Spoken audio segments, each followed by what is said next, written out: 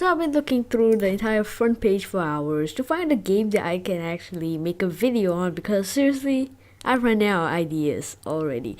But then I saw this little game pop out on the front page that I've never seen before, and this game's called Dungeon Quest. And as I dig deeper into this little game, I soon realized that it had a really large fan base, and a lot of people actually praise this game.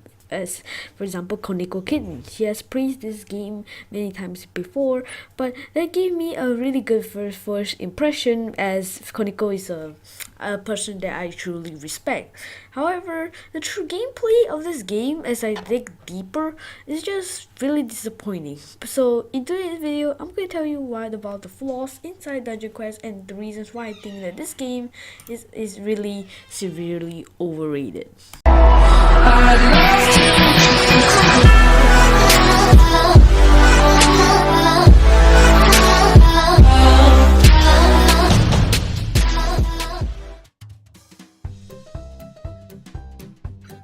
Alright, time to grind for the legendary sword. Let's go! 2,000 years later. Worth it. Dungeon Quest actually in its core is just a game that you have to grind a lot, which takes a lot of times. I have indulged into them excessively, not excessively, but I haven't done yet. But I have played a few of them yet. But I feel like I don't have a really. It doesn't really fit me, as I am quite busy with school, homework, and YouTube, and my really big addiction to legendary football. But I don't get into that. Oh yeah, okay. So the time it takes for you to level up, especially at a higher level, is just it's just ridiculous, man. Like seriously. So if you're maxed out in Mad City or Superstar in RB 2, and you just have nothing else better to do in a summer day, Dungeon Quest will probably keep you active for a few months. But then other than that, it's so time consuming that I can't even play it normally or schedule it, because I have so many things going on and I can't play this game on a normal basis, and it's just too time consuming for my liking.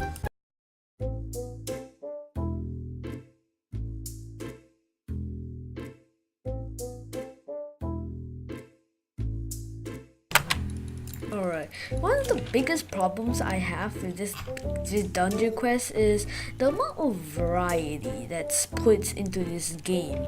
Are you seriously going to just put over 5 levels of difficulty and just add more health and attack points to a Sen Pez or Senjun? What? Really? That's the peak of laziness at this point. It comes to no surprise that the developers have already recognized this issue, and I truly respect them for that, and has a dungeons showcase and also show with different kinds of enemies with different kinds of abilities, but it's seriously putting it on such a high level that takes so much time. Like, is it actually worth it? Why we have to waste, why is this dungeon with so many variety like out of the reach of the average player? Why? It's just not worth it for the time. But I would like to call out Jailbreak. It does grinding as a game very well. They have very expensive things like the boat bike, which costs $1 million, which takes a lot of time and dedication and effort. However, getting to that million mark isn't as nearly as mundane and wanting to die as Dungeon Quest is. The two main attractions are robberies, which is the main thing that stands Jailbreak from its other competitors, is because it's the first person to ever made robberies, and I feel like and it's the main source of income for most players that play Jailbreak. So the two main attractions for robberies is the jewelry and the bank. And Bad CC and Asimo, the developers of this game, did very well well, in my opinion, since I last touched it 2 years ago in 2017. Let's start with the bank, as it's the most iconic one and also the first one. Upon entering the bank, you get different robberies at a random chance. It's a lot, and I don't mean like 2 different robberies and just switch back and forth. I don't know. There's a lot of different robberies. I can name a lot. The classic remastered, floor deductions. My favorite one, the presidential, which is the hardest in my opinion, but the most rewarding, and the newest one, the mint. These create a lot of variety and an element of surprise. Even if you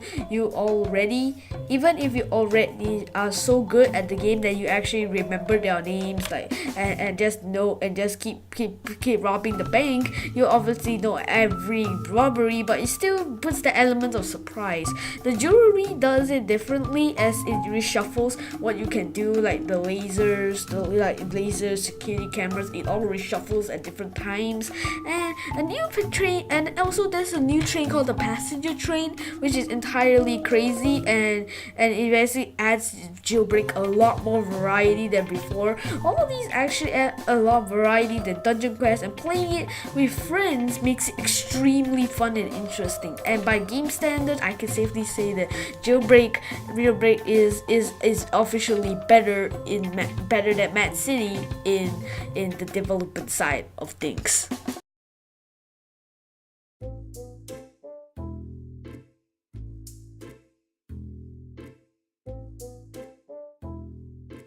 Hello, my name is ROBLOX headquarters, and you're called upon Sorpers. What is your emergency? I would like to file a copyright strike against Dungeon Quest for actually stealing my game. Wait. Okay. Let me look into this situation. I'll file a copyright strike, and Dungeon Quest's channel will get deleted in less than 3 hours. Okay, good. Let's look in the sword burst description. It is defeating enemies and collecting rare items, defeat bosses to unlock new areas.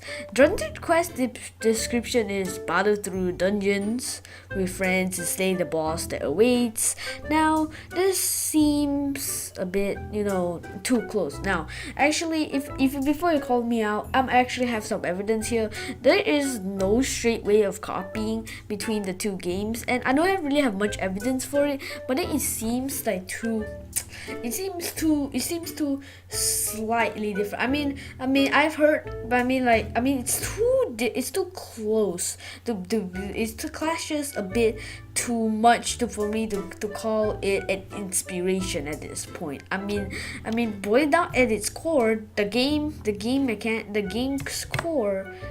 is the same. You grind, you get monsters, and then you get new equipment. That's basically the same thing that Swordplay does, and the same thing Dungeon Quest does. So I feel like it's a bit safe to call it a carbon copy, because the concept is basically just the same.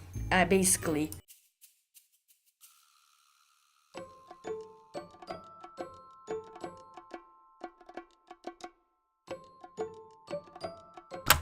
Although for the duration of this video, I've been bashing this Dungeon Quest game shreds, and I completely despise the headquarters and the game, and think that it's so overrated that I feel like it's the worst game on the front page. But it's not actually that good. It's not actually that bad. The Dungeon Quest, the brick brick building is just nailed. It's damn very impressive. Winter Outpost and Desert Temple, those two have really good brick building, and I really like to see more sculptures and brick building with that one. And the lobby looks very pretty, and the designs and GUIs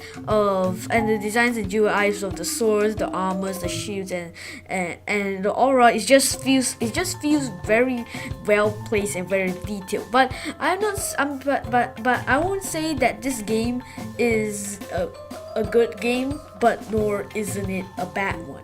I'll just give it a rating of 6.7 out of 10. But so basically the review is 6.7 out of 10. That is my final rating of Dungeon Quest. So that's about it for this video. Actually, if you actually want to show your support and subscribe, so you subscribe to it, hit that bell, so you'll be actually the first one to ever see my videos. You have been watching Professor Gaming, and I will see you all next week. Peace.